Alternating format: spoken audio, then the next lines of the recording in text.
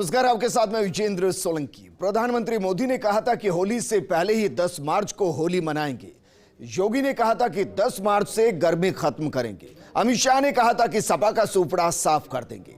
यह आत्मविश्वास अब हकीकत के धरातल पर उतर चुका है और वो भी 16 आने खरा। बीजेपी ने कई मिथक तोड़े हैं। यूपी विजय पर पूरे देश में भगवा क्रांति है। बीजेपी के सबसे बड़े स्टार प्रधानमंत्री नरेंद्र मोदी हो या फिर छोटे से छोटा कार्यकर्ता, चेहरे की चमक बता रही है कि यह विजय कितनी बड़ी है।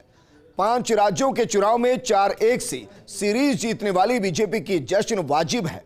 बीजेपी को नया सवेरा मिला है, फिर कमल खिला है और होने वाला है राज तिलक।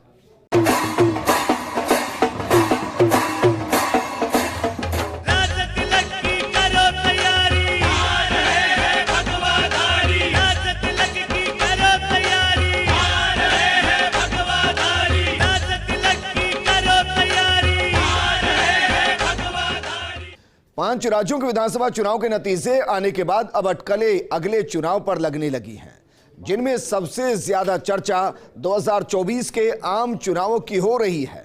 कहीं ना कहीं बीजेपी की आंतरिक संरचना और राष्ट्रीय राजनीति पर असर को लेकर चर्चा शुरू हो गई। इन चुनावी नतीजों का अपने अपने अंदाज में लोग आकलन कर रहे हैं।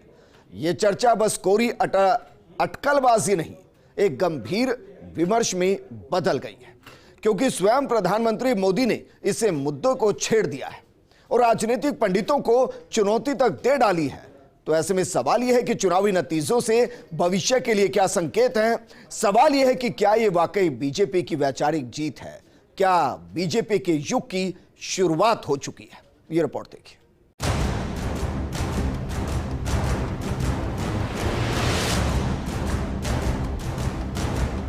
होली से पहले विजय का रंगोत्सव मनाने का मौका भाजपा कार्यकर्ताओं को यूं ही नहीं मिला। इसके पीछे पूरे भगवा खेमे की मेहनत, लगन, रणनीति और इन सब का एग्जीक्यूशन है। भाजपा को यूपी में मिला प्रचंड जनादेश और 4 राज्यों में सत्ता में दोबारा वापसी। ये कोई अकस्मात हुआ चमत्कार नहीं है। ब्रांड मोदी का दम, अमित शाह जैसे रणनीतिकार और योगी जैसे हिंदुत्व के चेहरे के दम पर संभव हुआ है। अब सवाल यह है कि इस जनादेश में क्या संदेश छिपे हैं? तो इसके लिए प्रधानमंत्री नरेंद्र मोदी के विजय भाषण का विश्लेषण जरूरी है। प्रधानमंत्री मोदी ने इशारों में ही कार्यकर्ताओं को समझा दिया कि इस जीत का मोमेंटम 2024 तक बरकरार रखना है, ताकि अगले लोकसभा चुनाव में प्रचंड जीत का करिश्मा एक बार फिर दोहराया जा सके। 2014 के चुनाव नतीजे देखें, 2017, 2019 के नतीजे देखें और अब फिर 22 में भी देख रहे हैं। हर बार यूपी के लोगों ने सिर्फ और सिर्फ विकासवाद की राजनीति को ही चुना है। वैसे इस जीत को कई मायनों में महत्वपूर्ण माना जा रहा है। राजनीति के जानकार मानते हैं कि ये यूपी की सियासत में ऐसी मिसाल है जो लंबे वक्त तक देश की राजनीति को प्रभावित करेगी। लड़ाई कोई भी हो, लेकिन रणभूमि से पहले मन भूमि में जीत जरूरी होती है। पीएम मोदी ने वो मनोवैज्ञानिक बढ़त हासिल करने की शुरुआत कर दी। चुनावी रणनीतिकार प्रशांत किशोर का ट्वीट भी इसी ओर इशारा कर रहा है। प्रशांत किशोर ने विपक्ष को आगाह किया है कि वे पीएम के इस माइंड गेम में ना उलझें। पीके ने ट्वीट करके कहा कि देश की लड़ाई 2024 में ही लड़ी जाएगी, किसी प्रदेश में नहीं। साहेब ये जानते हैं, इसलिए वो राज्यों के चुनाव परिणाम के आधार पर विपक्ष पर मनोवैज्ञानिक दबाव बनाने की कोशिश कर रहे हैं। इस झूठ में ना फंसे। यूपी को सियासी तौर पर सबसे महत्वपूर्ण राज्य माना जाता है। दिल्ली जीतने के लिए लखनऊ पर कब्जा जरूरी है। इस मायने में बीजेपी ने 2024 के लिए विरोधियों पर बढ़त ले ली है। मतलब साफ है कि यूपी का सियासी संदेश दूर तक जाएगा। एक पल भी गंवाना नहीं है। चुनौतियां कितनी ही कठिन क्यों न हो, लेकिन जीतने का संकल्प उससे भी बड़ा होता है। वैसे बीजेपी अच्छी तरह जानती है कि इस चुनाव की जीत उसे अगले कई चुनावों में फायदा पहुंचाने वाली है। इस जीत को गुजरात में भुनाने की तैयारी के मद्देनजर पीएम मोदी सक्रिय है और अपने अगले लक्ष्य यानी गुजरात विजय के लिए निकल पड़े। ये जीत सिर्फ गुजरात में ही प्रभाव छोड़ेगी ऐसा नहीं है, बल्कि अगले साल होने वाले राजस्थान, मध्य प्रदेश और छत्तीसगढ़ के चुनावों में भी इस प्रचंड जीत की गूंज सुनाई देगी। तो फिर इस विजय का विश्लेषण जरूरी है। उत्तर प्रदेश समेत 4 राज्यों में भगवा परचम फहरा गया। बीजेपी ने चारों राज्यों में दोबारा सत्ता में वापसी की। एंटी इनकम्बेंसी की धारणा को कमजोर कर दिया। यूपी की प्रचंड विजय ने कार्यकर्ताओं में जोश भरा। पीएम मोदी ने अगले चुनाव में जीत का भरोसा दिलाया। इससे विरोधियों पर मनोवैज्ञानिक दबाव बनेगा। देश भर में बीजेपी पर भरोसा बढ़ेगा। गुजरात में भगवा पार्टी को इसका फायदा मिल सकता है। हिंदी हार्टलैंड यानी राजस्थान, मध्य प्रदेश और छत्तीसगढ़ में भी इसका फायदा होगा। तो फिर यह तय है कि आने वाले वक्त में बीजेपी विजय का विश्वास लेकर इन राज्यों में उतरेगी। और अगर भगवा खेमे का विजय अभियान इन राज्यों में भी जारी रहा तो फिर 2024 की राह आसान हो जाएगी। भले ही ये कहा जाता रहे कि राज्यों के नतीजे लोकसभा चुनाव को प्रभावित नहीं करते हैं, लेकिन सच तो ये है कि राजनीति में सियासी संदेश ही चुनावों की दिशा तय करते हैं। Bureau report, post India news. Uttar Pradesh चुनाव में बीजेपी ने एक बार फिर से प्रचंड बहुमत हासिल किया। 2017 की तरह इस बार भी मोदी मैजिक खूब चला। इस बार मोदी और शाह और योगी की तिकड़ी ने यूपी में बीजेपी को एक प्रचंड बहुमत दिलाया। यह चुनाव भले ही बीजेपी ने मुख्यमंत्री योगी आदित्यनाथ के चेहरे पर लड़ा हो, लेकिन प्रधानमंत्री मोदी ने भी चुनाव प्रचार में कोई कमी नहीं रहने दी।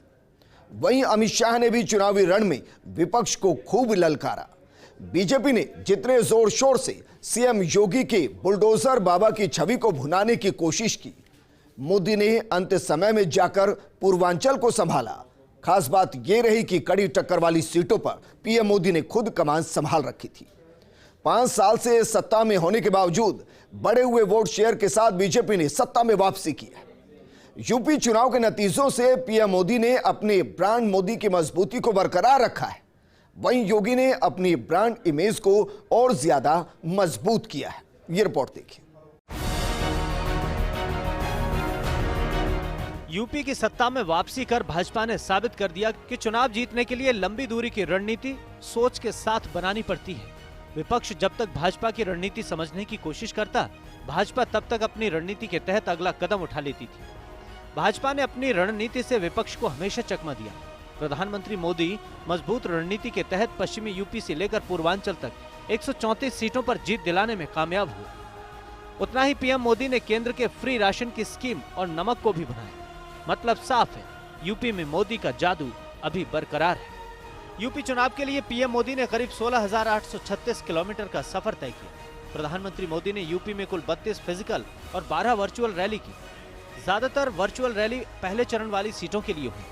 प्रधानमंत्री ने सहारनपुर, कासगंज, कन्नौज, कानपुर देहात, सीतापुर, फतेहपुर, हरदोई, उन्नाव, बाराबंकी, कौशाम्बी, अमेठी, प्रयागराज, बस्ती, देवरिया, वाराणसी, बलिया, महाराजगंज, सोनभद्र, गाजीपुर, जौनपुर, चंदौली और मिर्जापुर में रैलियां की। वाराणसी में पीएम मोदी ने 2 रैली और 1 रोड शो किया। 10 फरवरी से 5 मार्च तक लोगों के बीच रहे। इन चुनावी रैलियों में पीएम मोदी केंद्र की नीतियों को भुनाते नजर आए। वहीं प्रमुख विपक्षी पार्टी सपा को परिवारवाद के नाम पर घेरते दिखाई दिए। गृह मंत्री अमित शाह से लेकर रक्षा मंत्री राजनाथ सिंह तक पूरा संगठन चुनावी मैदान में नजर आए। अमित शाह पूरे चुनाव प्रचार के दौरान अटैकिंग मोड में दिखाई दिए। अमित शाह ने कैराना में जनसंपर्क में बता दिया कि वे विपक्ष को हिंदुत्व के नाम पर घेरने वाले हैं। चुनावी रैलियों में माफियावाद को ललकारा, विकासवाद का मुद्दा उठाया। चुनावी रैलियों में योगी माफिया पर प्रहार करते नजर आए। मजबूत लॉ एंड ऑर्डर से लेकर सपा के शासन में हुई गुंडागर्दी तक को याद दिलाया। सीएम योगी आदित्यनाथ ने 18,200 किलोमीटर की चुनावी यात्रा की, 73 जनसभाएं की। उन्होंने 8 फरवरी को मुरादाबाद के ठाकुर द्वारा से जनसभाओं का आगाज किया। फिर पश्चिम से अवध, मध्य क्षेत्र होते हुए बुंदेलखंड और पूर्वांचल के लोगों तक पहुंचे। करीब 368 विधानसभा सीटों तक वो अपनी बात पहुंचाने में कामयाब हुए। अंततः परिणामों में भाजपा को विजय मिली।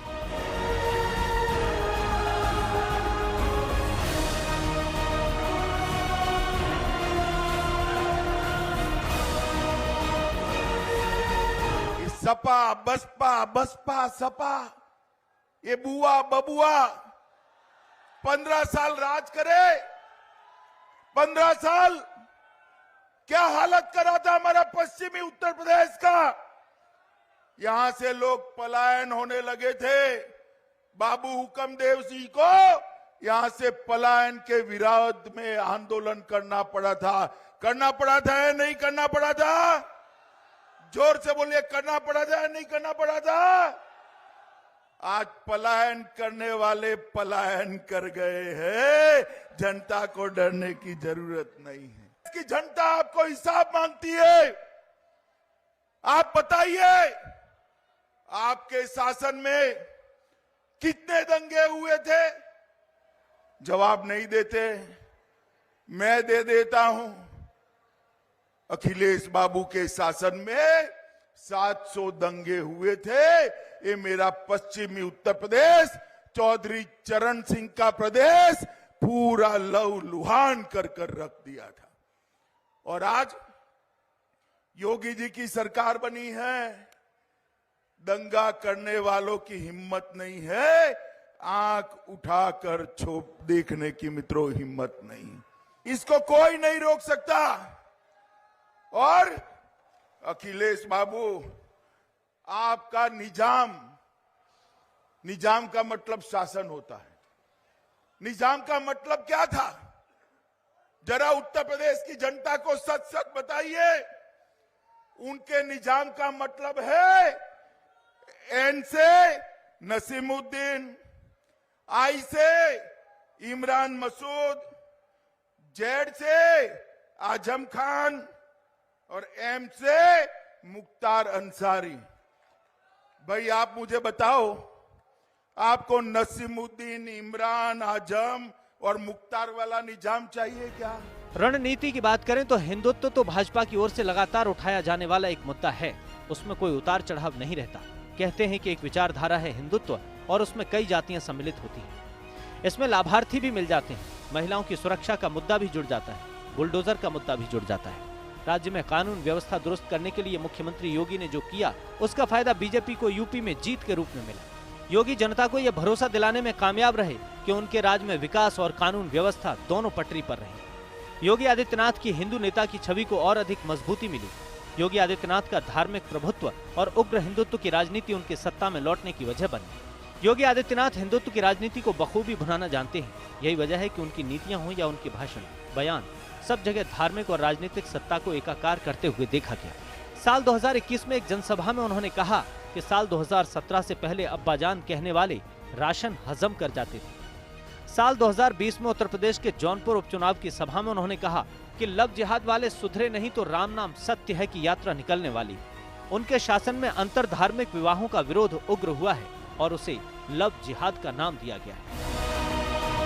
हम लोगों में कोई छुपाव भी नहीं है और कोई घबराहट भी नहीं है। जब मुख्यमंत्री नहीं थे तब भी हम लोग कहते थे, आज मुख्यमंत्री हैं तब भी कह रहे हैं और आगे भी यही कहेंगे कि गर्व से कहो हम हिंदू हैं। हमें कोई संकोच नहीं है। और हिंदूपन का यह भाव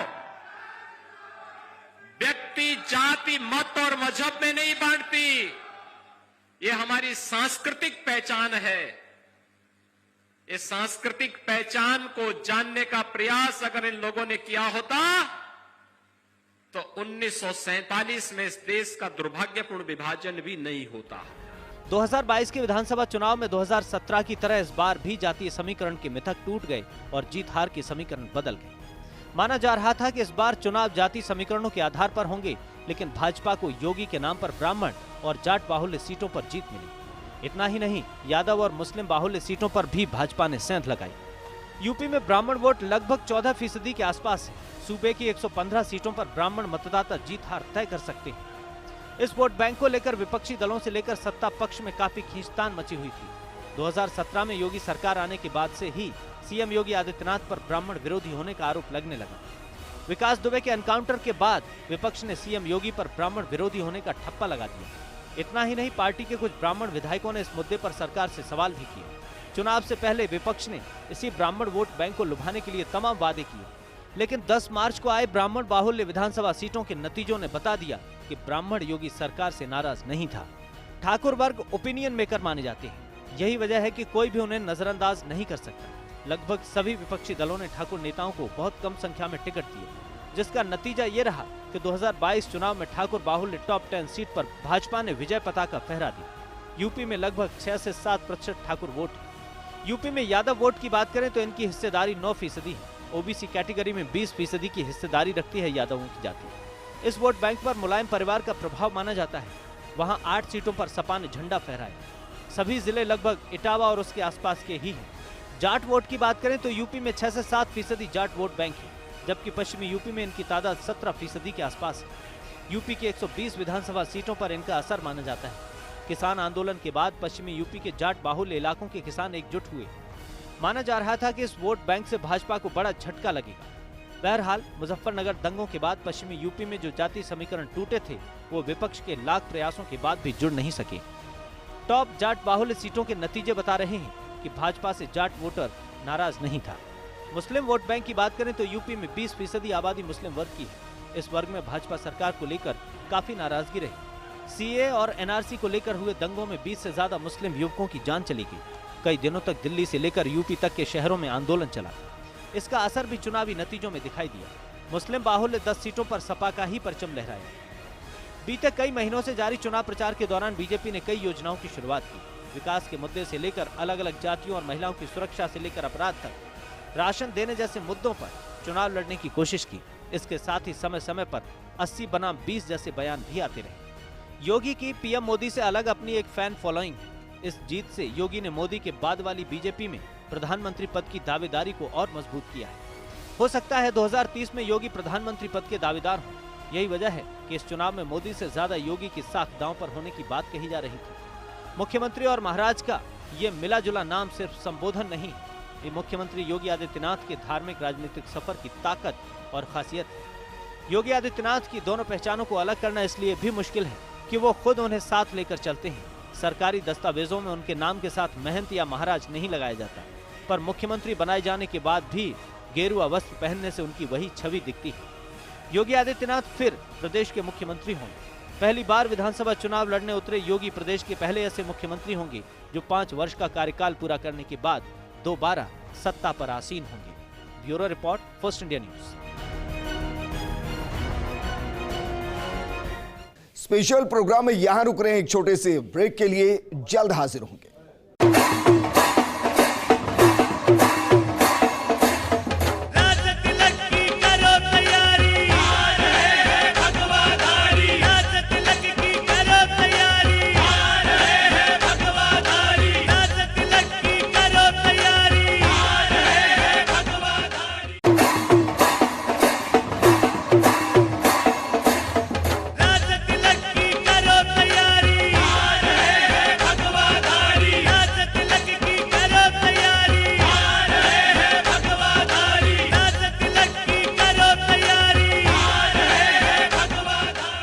ब्रेक के बाद आपका स्वागत है। अखिलेश यादव के सामने अब हार की समीक्षा का भी विकल्प बचा है।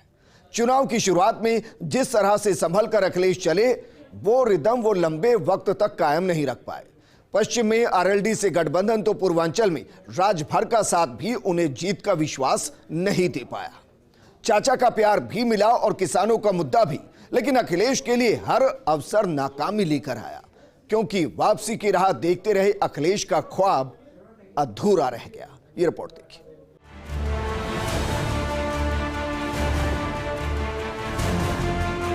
दावे तो 400 पार तक के थे, लेकिन नसीब में सिर्फ हार आई। समाजवादी पार्टी के सामने कई चुनौतियां थीं, कई दुश्वारियां थीं और अखिलेश यादव की नैया आखिरकार इनके भंवर में उलझ गई। सपा के एकमात्र खेवनहार अखिलेश यादव भगवा खेमे के मजबूत नेताओं के लंबे काफिले के सामने टिक नहीं पाए। बीजेपी के नेता वोकल हैं, अपना पक्ष मजबूती से रखते रहे। बीजेपी को जमीन पर आरएसएस का सपोर्ट मिला, समाजवादी पार्टी का दावा कमजोर होता चला गया। इस चुनाव में समाजवादी पार्टी के सामने जो चुनौतियां थीं, उनमें सबसे बड़ी चुनौती थी मोदी योगी जैसे स्टार प्रचारक। पीएम मोदी और सीएम योगी बीजेपी के सबसे बड़े चेहरे हैं।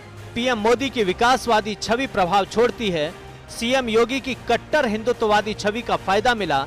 अखिलेश के पास दोनों की कोई काट नजर नहीं आई। ये दोनों ही नेता भाषण शैली से लोगों को मंत्र मुग्ध करते दिखे। मोदी योगी की योजनाएं भी अखिलेश के रास्ते का रोड़ा बन गईं। लोग आसानी से अखिलेश पर भरोसा नहीं कर पाए।